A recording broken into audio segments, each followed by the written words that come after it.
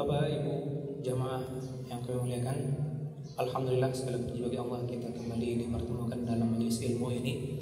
Waktu singkat yang kita gunakan di antara zikir dan doa kita sebelum ba'diyah zuhur, kita gunakan lebih kurang 15 menit ke depan untuk sedikit majelis ilmu, sebuah majelis yang semoga menjadikan tercapainya tuntutan fardu mempelajari ilmu agama Islam. Senantiasa kita ingatkan jamaah yang hadir, mari gerakkan lisan. Bagi jamaah silahkan cara berbisik saja bersolawat kepada Nabi. Allahumma salli ala Muhammad wa ala ali Muhammad wa sallallahu alaihi wasallam. Bapak dan Ibu, pertemuan ini kita tidak menyambung bahasan tentang muqaranah, perbandingan pemahaman iman atau tauhid dari dua pemahaman yang umum. Pertama Imam Asy'ari rahimahullah dan yang kedua Imam Ibnu Taimiyah tentang rincian tauhid. Terakhir kita membahas tentang makna tauhid uluhiyah yang dijelaskan oleh Ibnu Taimiyah, termasuk turunannya yang dijelaskan oleh ulama-ulama sekarang. Pertemuan ini mengingat ini secara hitungan Masehi tanggal 21 Desember, artinya 4 hari lagi 25 Desember adalah hari Natal bagi kaum Nasrani. Kami ingin mengulang kaji ini karena di media sosial saya yakin ruang bahasan tentang mengucapkan selamat Natal ini selalu hangat. Ada ulama yang menegaskan haram tidak boleh, ada yang memberikan rincian, dan ada yang melegalkan boleh secara keseluruhan. Maka di sini berbicara masalah hukum fikih, kita pulang ke asal yang dirinci oleh ulama usul fikih sendiri, bahwasanya Allah menurunkan atau merinci hukum tujuannya cuma satu, masalihul ibad, kemaslahatan hamba-hamba itu dunia dan ukhrawi. Maka dari dasar ini kita merinci hukum mengucapkan selamat Natal kepada kaum Nasrani. Apa maslahat yang diraih dari mengucapkan selamat Natal tersebut? Kalau ada maslahat, maka hukum akan berpihak kepada unsur boleh. Kalau sebaliknya justru mengandung unsur bahaya atau madharrah, maka hukum akan berpihak kepada tidak boleh. Nah, sesudah timbangan asal ini, kita pulang dulu kepada rincian sabda Nabi SAW, la tabda'u al-yahuda wan nasara bisalam. Jangan kamu memulai kepada Yahudi dan Nasrani mengucapkan salam. Dan di bahasa kita ucapan selamat itu kan akar katanya bahasa Arab, salamah, dijadikan bahasa kita selamat. Artinya ucapan selamat di bahasa kita adalah mendoakan keselamatan. Kalau sudah ada sabda dari Nabi SAW bahwasanya beliau melarang, berarti syari' atau pembuat syariat. Nah, istilah syari' ini ditempelkan kepada Allah dan Rasul. Jadi syari' secara hakiki adalah Allah Subhanahu wa taala, tetapi secara implementasi duniawi Allah mengutus para rasul, maka istilah syari' ditempelkan kepada Allah dan Rasul. Maka syari' atau pembuat syariat ketika melarang berarti melihat dan memahami bahwasanya di situ bukan maslahat tapi justru madharrah atau bahaya. Allah menyuruh yang bermanfaat, melarang yang berbahaya bagi hambanya. Nah, di sini Nabi SAW bersabda, jangan memulai Yahudi dan Nasrani mengucapkan salam. Bahkan di sambungan hadis, seandainya ada Nasrani yang mencoba memulai salam atau juga Yahudi ke kaum muslimin, Nabi SAW justru mengajarkan jawaban wa'alaikum, tidak dengan wa'alaikumussalam. Kenapa demikian? Karena ulama hadis merinci, di antaranya kita referensikan ke dalam kitab Subulus Salam Imam San'ani rahimahullah. Beliau menyampaikan, Nabi mengajarkan wa'alaikum itu karena praduga Nasrani olok-olok salam ke kita. Mereka tidak hakikatnya membaca assalamu, tetapi assamu, racun, kebinasaan bagimu. Nah, supaya setara kita hanya mengucapkan wa'alaikum.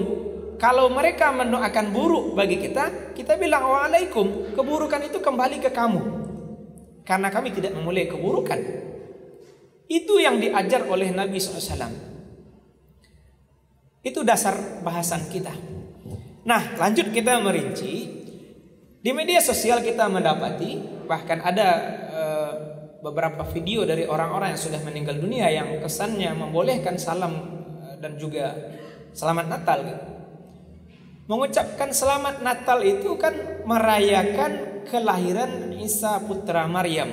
Allah menukil di Al-Quran surah Maryam itu sendiri, Isa putra Maryam alaihissalam ketika masih bayi dibawa oleh bundanya Maryam, Yahudi bertanya kepada dia, ibumu bukan wanita pelacur, bapakmu juga bukan orang jahat, kenapa kamu bisa Maryam punya anak tanpa suami?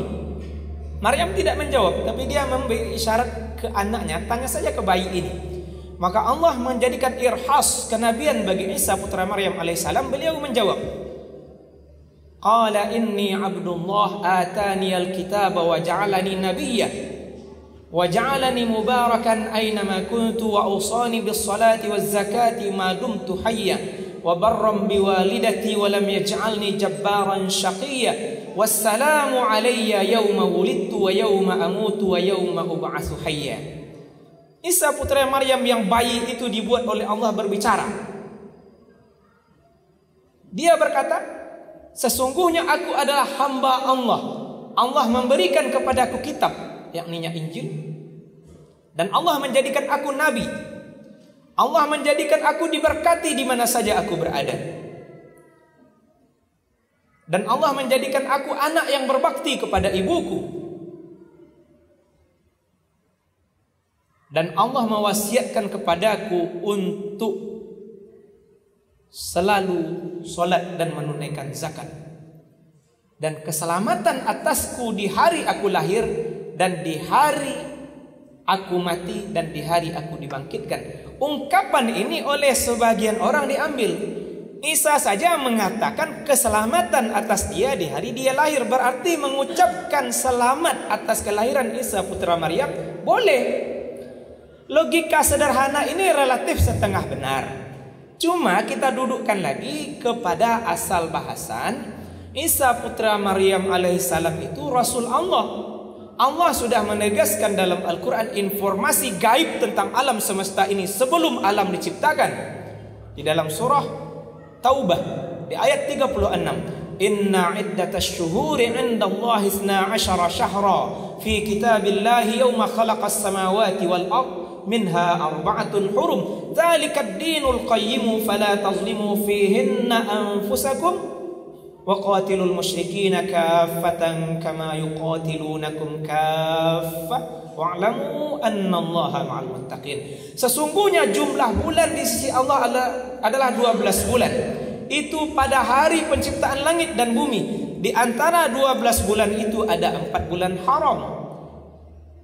Maka berdasar ayat ini berarti seluruh alam semesta ini sistem hitungan waktunya dengan 12 bulan.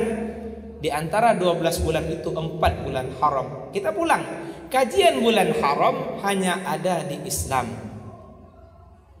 Berarti sebagaimana yang kita bahas di pertemuan sebelumnya, bahwasanya tauhid satu dari sebelum Adam alaihissalam diciptakan, satu dari masa Adam, satu sampai Muhammad SAW, dan satu sampai akhir zaman. Maka dengan itu Bapak dan Ibu jamaah yang kami muliakan, berarti seluruh nabi penanggalannya adalah penanggalan Islam. Kenapa? Karena mereka semuanya muslim. Maka di tangan Isa putra Maryam ketika dia mengatakan selamat di hari dia lahir, di situ belum ada penanggalan Masehi. Penanggalan Masehi itu justru hasil dari asimilasi keyakinan antara Romawi dengan Nasrani di waktu itu. Sehingga nama-nama bulannya saja yang dijadikan Natal hari ini adalah nama-nama dewa Romawi. Silahkan cek di internet. 12 bulan itu umumnya kalau tidak seluruhnya adalah nama-nama dewa Romawi. Yang paling tegas adalah hari kemerdekaan kita, Agustus. Itu bule mengambil nama dewa. Masa kita akan menganggap Isa putra Maryam lahir 25 Desember ngikut kepada keyakinan sesembahan Romawi zaman seiswa? Itu mustahil. Maka saya menegaskan dari mimbar ini, Muhammad SAW ulang tahun berdasar tanggal Islam. Beliau lahir 12 Rabiul Awal, juga wafat di tanggal yang sama menurut Ibnu Hisham rahimahullah dalam kitab sirahnya. Maka demikian juga Isa putra Maryam. Maka Isa putra Maryam tidak ulang tahun di 25 Desember. Tapi ulang tahun Isa putra Maryam adalah tanggal Islam di hari dia dilahirkan. Hari itu yang semestinya dimuliakan. Dan juga kalau boleh kita kait sedikit, kalau ada kaum muslimin yang salah kaprah membayar zakat ngikut tahunannya dengan tanggal Masehi, maka dia berdosa. Kenapa? Karena otomatis secara tahunan dia terlambat bayar zakat 11 hari. Coba bayangan, aturannya lah makan orang miskin sebalik hari lalu baru nyobain kini gitu. Bayar zakat kita, haji kita, puasa kita, semua tanggal Islam. Hanya ibadah solat saja yang tidak ikut putaran bulan Islam, tetapi ikut kepada peredaran matahari. Ibadah lainnya ikut peredaran bulan. Maka dengan itu saya menegaskan, Isa tidak ulang tahun di 25 Desember, maka mengucapkan selamat Natal bukan memuliakan hari lahir Isa putra Maryam alaihissalam, tetapi justru mendukung keyakinan orang kafir. Terakhir, dengan waktu terbatas ini, ada ulama yang merinci. Di antaranya Dr. Yusuf Qaradawi rahimahullah, beliau dulu menjadi mufti internasional. Dan di situ beliau membuat sebuah ungkapan, fatwa lil gharbi laisa lil istirad.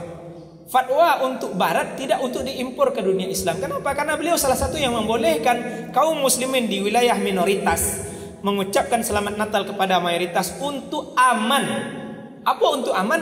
Kalau mereka tidak ikut mengucapkan selamat Natal kepada mayoritas, ruang tekanan dianggap muslim tidak toleransi akan ada. Maka kembali kepada kajian hukum, bahwasanya hukum hadir berdasarkan maslahat, maka berubah hukum terlarang mengucapkan selamat Natal di wilayah mayoritas kafir agar kaum muslimin selamat dari gangguan. Itu fatwa berbeda, tidak bisa diimpor ke dunia mayoritas muslim. Inilah mungkin yang sempat kita bahas. Semoga ini mengokohkan kita bersama. Jangan sampai dari sudut pandang dunia kerja kita justru mengalah soal keyakinan, karena amal seluruhnya dicatat oleh malaikat kanan atau kiri. Naudzubillah. Subhanakallahumma bihamdika nasyhadu an la ilaha illa anta nastaghfiruka wa natubu ilaik. Amin rabbal alamin. Wassalamualaikum warahmatullahi wabarakatuh.